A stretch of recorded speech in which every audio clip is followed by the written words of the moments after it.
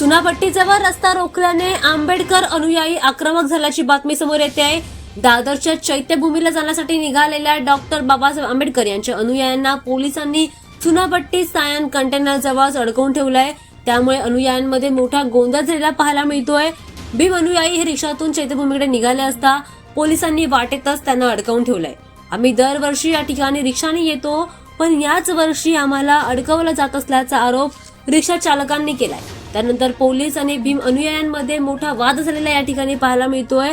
Chunabhatti Sion container जवळ भीम अनुयायांनी रस्ता रोखून ठेवलाय। त्यामुळे दादरकडे जाणाऱ्या रस्त्यावर मोठी वाहतूक कोंडी निर्माण झाली आहे। आंबेडकर अनुयायांनी पूर्व द्रुतगती महामार्गावर रस्ता रोखून ठेवलाय। त्यामुळे तुर्भेवरून दादर चैत्यभूमीला जाण्यासाठी रिक्षातून अनुयायी आले होते आणि त्यांना आता सायनच्या पुढे जाऊ दिलं जात नाहीये। पोलिसांनी सर्व रिक्षा रोखून ठेवलेला पाहायला मिळत आहे। चुनाभट्टी सायन कंटेनर जवळ रिक्षांना वाहतुकीसाठी परवानगी नसल्याचं पोलिसांनी सांगितलंय। त्यामुळे आंबेडकर अनुयायी आता भडकलेले दिसून येत आहेत। आम्ही दरवर्षी या ठिकाणी रिक्षानेच जातो, पण यंदा आम्हाला अडवलं जात आहे। याआधी आम्हाला याची माहिती का दिली नाही अशी तक्रार आता अनुयायांनी केली आहे।